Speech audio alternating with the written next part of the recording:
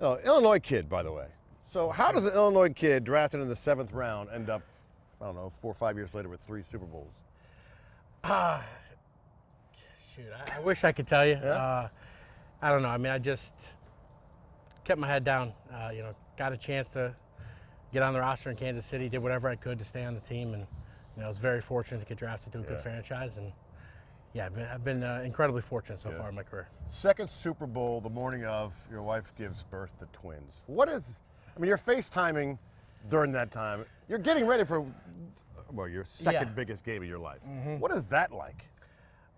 Yeah, I mean, surreal. Yeah? I wake up at like 3:30 in the morning. I had missed 12 calls.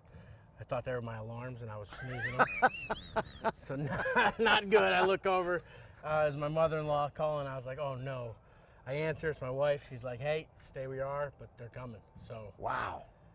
I was in Arizona. She was back home in Chicago, and about an hour later, I called my parents. We met in the lobby, and about an hour later, I had pictures of my 2 daughters. So surreal. I mean, I was up for probably 36 hours at that point. Just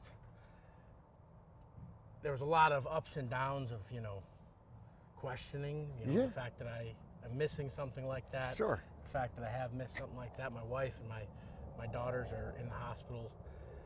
My daughters are in the NICU, so there was a lot of conflicting emotions. But my wife was awesome.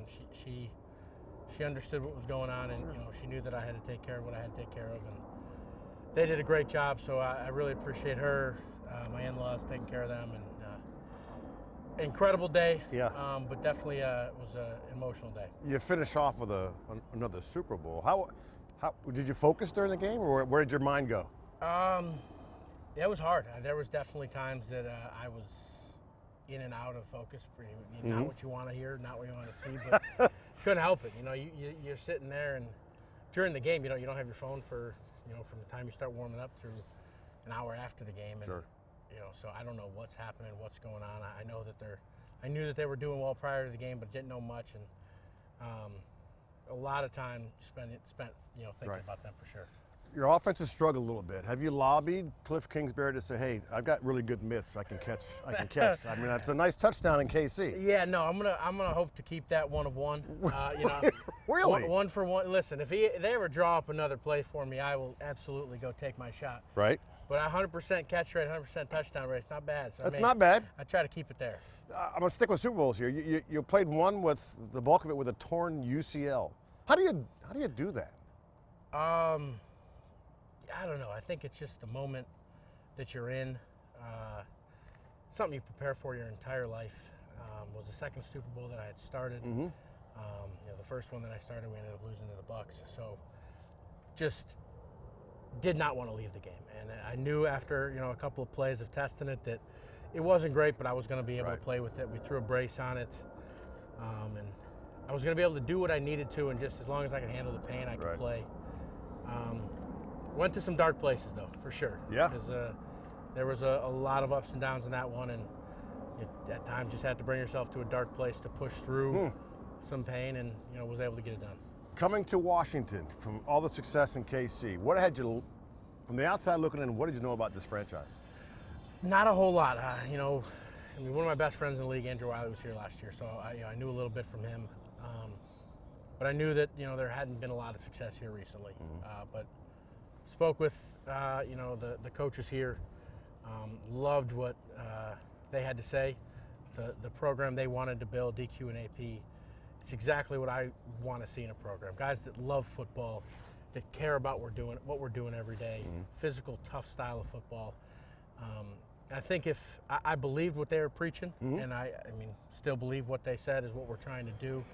And any football team that has that as the goal, I believe is going to have some success.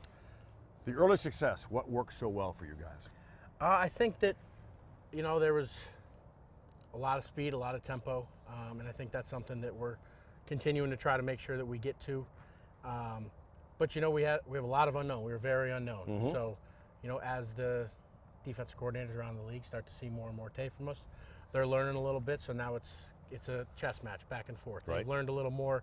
We've learned a little more about how defenses are going to play us. So really excited about the game plan we got this week to push through some of the challenge we've had the last couple weeks. You have played with a future Hall of Fame quarterback in Patrick Mahomes. You get a rookie.